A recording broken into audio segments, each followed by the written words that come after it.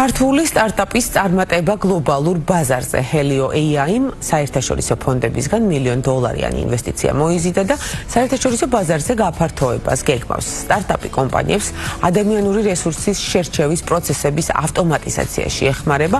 პლატფორმა 2 წლისაა და მას უკვე 7 ქვეყნიდან 400-ზე მეტი ბრენდი იყენებს. Როგორ მოიპოვა ქართულმა სტარტაპმა ასეთი სოლიდური ინვესტიცია და რაგზე გაიარა წარმატებამდე, რა გეგმები აქვს სამომავლოდ და როგორ მუშაობს პლატფორმა. ნინი მოსიაშვილი Helio AI-ის თანადამფუძნებელი შემოგვიერთდა უკვე სტუდიაში. ნინი, მოგესალმებით. ძალიან დიდი მადლობა სტუმრობისთვის. მოკლედ თქვენი სტარტაპის შესახებ და ბოლო პერიოდის წარმატების შესახებ უკვე ვისაუბრეთ. საუბარი მინდა დავიწყოთ Helio AI-ის კონცეფციით. საიდან გაჩნდა იდეა მისი შექმნის და რა ტიპის მომსახურებას ამარტივებთ ბაზარზე? ძალიან დიდი მადლობა წარდგენისთვის, მოწვევისთვის. Helio 2 წლის არის, შეგვიძლია ვთქვათ და დღემდე ძალიან უმარტივებს რეკრუტერებს საქმიანობას. Helio შეიქმნა ჩვენი თვითონ Helios თანადამფუძნებლების პრობლემიდან გამომდინარე, რადგან ჩვენ თვითონ გვქონდა საჭიროება გაგვემარტივებინა შერჩევის პროცესი და სამწუხაროდ ვერც ერთი თული მაშინ ვერ მოვირგეთ, რომელიც შეძლებდა რომ ეს პროცესი მთლიანად ემართა, ამიტომ გადავწყვიტეთ, რომ დღეს უკვე საბედნიეროდ გადავწყვიტეთ, რომ შეგვექმნა Helio, რომელიც თანამშრომლის აყვანა, როდესაც ხდება საჭირო, იმ წუთიდან ერთვება ჩვენთან ერთად პროცესში, ვაცხადებთ Helio-დან ადამიანების მიღებას, ვარჩევთ რეზიუმეებს, ვაზიარებთ სხვადასხვა პლატფორმებზე და ონბორდინგით ვასრულებთ. ასე ვთქვათ, მთელ ამ პროცესს რუტინულ საქმეებს გვაცილებს თავიდან, AI გვეხმარება, რომ ეს ყველაფერი უფრო ჭკვიანურად მოხდეს, ავტომატიზაციის დახმარებით ძალიან ბევრ დროს ვზოგავთ და შესაბამისად რეკრუტერებსაც და HR-ებსაც ბევრად მეტი დრო რჩებათ ადამიანებთან ურთიერთობისთვის და სხვა უფრო მნიშვნელოვანი საქმეების შესასრულებლად. ჩვენ გვსმენია და გქონია შეხება HR პლატფორმებთან, აი რა განგასხვავებთ მათგან, ეს იქნება ალბათ საინტერესო. სიამოვნებით, ჩვენ ვართ პირველი ქართული რეკრუტინგის პლატფორმა, რომელიც ასევე ხელოვნურ ინტელექტს იყენებს. გარდა იმისა, რომ AI-ზეა დაფუძნებული, ჩვენ გვაქვს AI აგენტი, რომელიც თვითონ ეხმარება რეკრუტერებს ამ დავალებების მარტივად გაცემასა და შესრულებაში.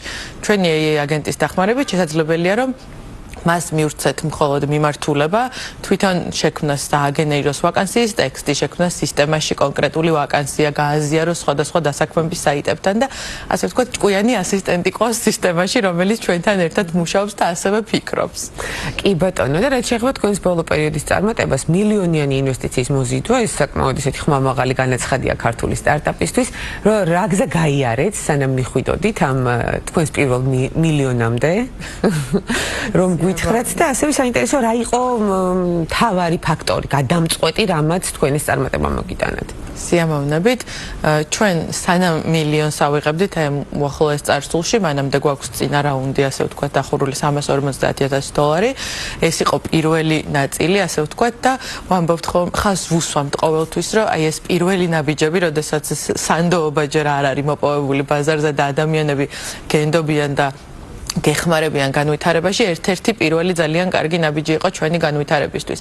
მთავარი მე ვიტყოდი, რომ არის გუნდი, ის ადამიანები, ვინც მუშაობენ Helio-ზე, ყველა ძალიან გულით არის ჩართული ამ პროცესში და ეს დაგვეხმარა, რომ ძალიან სწრაფად განვითარებულიყავით, იმიტომ რომ 2 წლის განმავლობაში საქართველოდან პატარა სტარტაპი, რომელიც რეკრუტინგის პლატფორმას აკეთებს, ამ სტარტაპმა შეძლო, რომ უკვე 7 ქვეყანაში გაეტანა ეს პროდუქტი და ეს ნამდვილად არის იმ ადამიანების დამსახურება, ვინც არის ჩართული და რა თქმა უნდა თქვენ რა კითხავთ სამისვით ტექნოლოგია, რომელსაც ჩვენ ვიყენებთ AI-ის და ჩვენი AI აგენტის დახმარებით.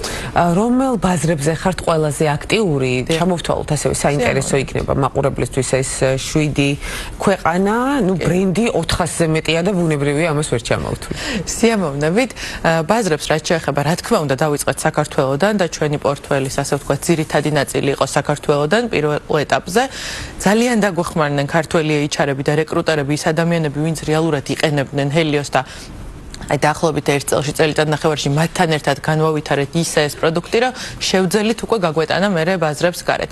საქართველოს გარდა აქტიურად არის ჩართული აზერბაიჯანი, ასევე უზბეკეთი, აი ეხა განსაკუთრებით ვართ იმ პროცესში, რომ უზბეკეთში ძალიან აქტიურად მიმდინარეობს პროდუქტის გაცნობა და ჩართულობა სხვადასხვა კომპანიების, ყაზახეთი, სომხეთი, სლოვენია, ანუ ეს ქვეყნები არის ისეთი ქვეყნები, სადაც შეიძლება ჩვენ თვითონ არ გქონდა განსაზღვრული შესვლა, მაგრამ იყო სხვადასხვაგვარი დაინტერესება და ამიტომ მოხდა ისე, რომ ჰელიო უკვე შევიდა ამ ბაზრებზე. განსაკუთრებული აქცენტი დღეს გვაქვს უზბეკეთზე და აზერბაიჯანზე პირველ რიგში, საქართველოს შემდეგ, იმიტომ რომ ნახეთ, რომ ძალიან გავს მათი მოხმარებაც და პროდუქტის მიმართ ინტერესიც ძალიან მაღალია და შემდეგ უკვე სხვა ქვეყნები, რომელიც ვახსენეთ, აქტიურად მოყვება აი მომავალი წლის გეგმაში.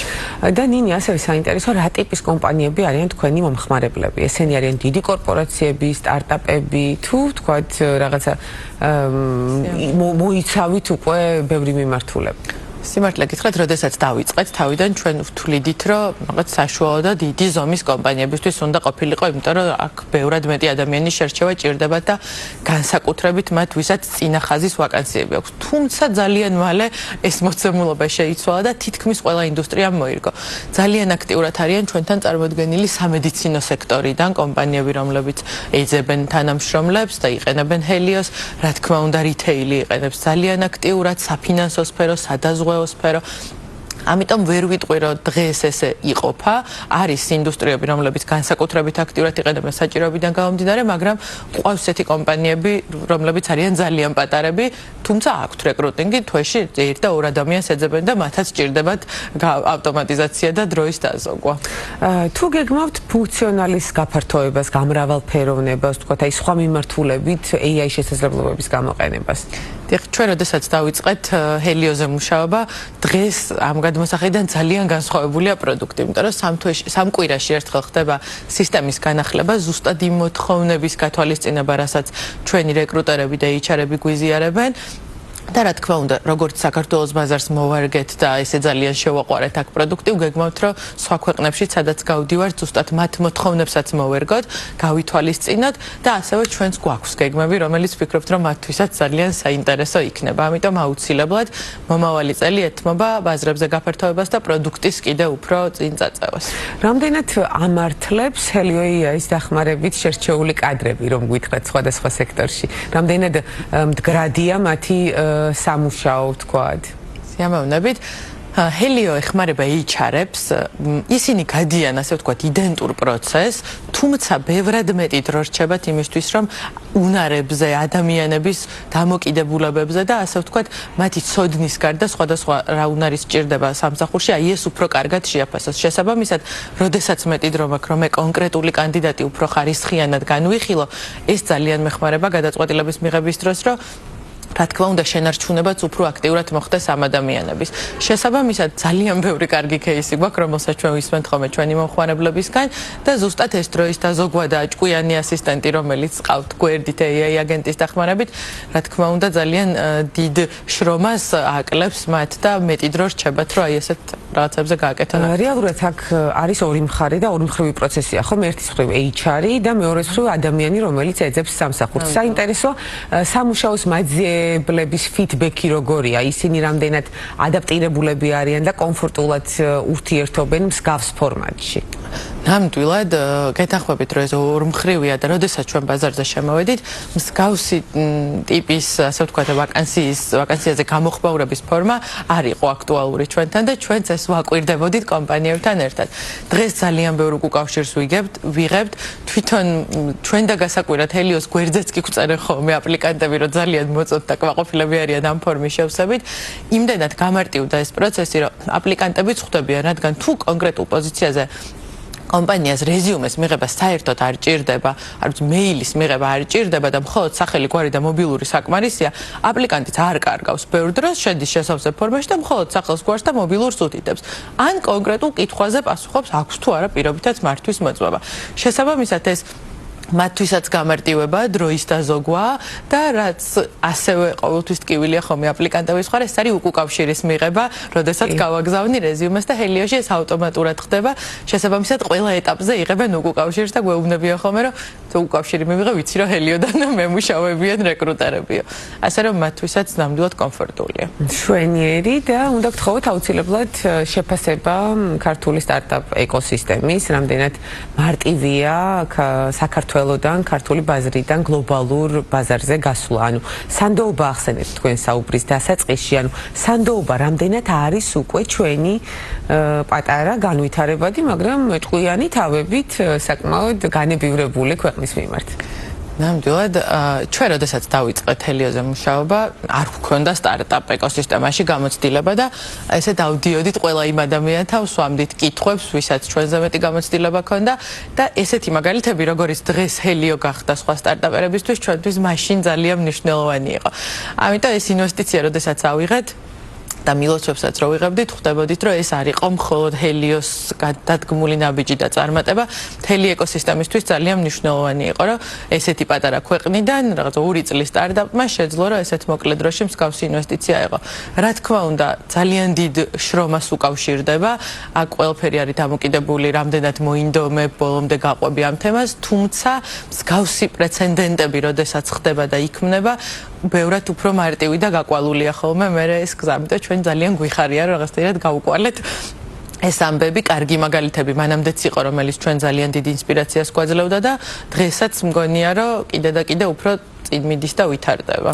Ani თქვენ გეგმებზე ისაუბრეთ, მე მინდა გკითხოთ, რამდენი ადამიანია დასაქმებული ამ დროისთვის თქვენს კომპანიაში და გეგმების კვალდაკვალ ბუნებრივია ალბათ იგეგმება მათი რაოდენობის ზრდაც და რა მასშტაბს მოიაზრებთ.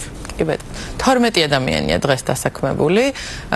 რა თქმა უნდა, ჩვენ უკვე დავიწყეთ, ასე ვთქვათ, ზრდა, იმიტომ რომ მომავალ წელს როგორც გითხარით, გეგმებიც კიდევ და კიდევ უფრო დიდი გვაქვს. ესე რაოდენობის ჭრილში გამიჭირდება თქვენ, იმიტომ რომ პირდაპირ დამოკიდებულია ხოლმე, რომელ ბაზარზე გავდივართ, როგორ ხდება მისი ათვისება, თუმცა გუნდი იზრდება და უკვე შემოგვიერთდა რამდენიმე ისეთი ძლიერი ადამიანი, რომელთან ერთადაც უკვე იანვარში ძალიან აქტიურად ვიწყებთ სხვადასხვა მიმართულებით ოპერირებას. ჩვენი გუნდის წევრებიც ზუსტად ისე არიან ჩართული პროცესში, როგორც დამფუძნებლები და ამიტომ ვამბობთ ხოლმე, რომ ვერ ვარჩევთ ვინ ვის რა როლი აქვს, ყველა ვინ ჩემოდის ჰელიოში რაღაცნაირად ერთნაირად მიყვება და მუშაობს თავის მიმართულებას. აუცილებლად ეს 12 ადამიანი აი ამ ბოლო პერიოდში გავიზარდეთ და გავხდით 12 და ეს ზრდაც აუცილებლად იქითა წელს გაგრძელდება, იმიტომ რომ ბუნებრივია ბაზრებზე გასვლასთან ერთად საჭიროებაც დგება ამის.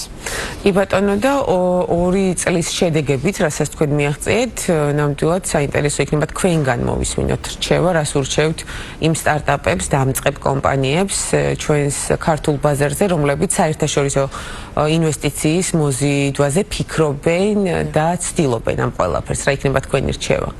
მე სტუდენტებთანაც ვახსენებ ხოლმე, რომ გარედან ყველაფერი ძალიან ლამაზი და ფერადია და ამ დროს სინამდვილეში უკანა მხარეს ყოველთვის დევს ძალიან დიდი შრომა და თუ რაღაცის კეთების ჩვენ გვჯერა, რასაც ვაკეთებთ, არასდროს თავი არ უნდა დავენებოთ. შეიძლება გარშემო გვეუბნებოდნენ, რომ რაღაცები არ გამოგვივა, ჩვენც კარგავდეთ мотивაციას, იმიტომ რომ ძალიან რთულია სტარტაპში პირველი ნაბიჯების გადადგმა განსაკუთრებით, როდესაც ჩვენ გვჯერა, რასაც ვაკეთებთ, ამის უკან ძალიან დიდი შრომაა საჭირო ადამიანებთან ერთად, შენი გუნდის წევრებთან ერთად, მარტო ეს ყველაფერი ძალიან რთული იქნებოდა და აუცილებლად გამოდის ხოლმე შემდეგ. კი ბატონო, ძალიან დიდი მადლობა ნინის სტუმრობისთვის, საინტერესო საუბრისთვის, მნიშვნელოვანი და საინტერესო თემის გაშლისთვის. მაყურებელს შევახსენოთ, ქართულის სტარტაპის გლობალურ წარმატებაზე ვსაუბრობდით და ჩვენი სტუმარი იყო ნინი მოსიაშვილი, ჰელიო AI-ის თანადამფუძნებელი.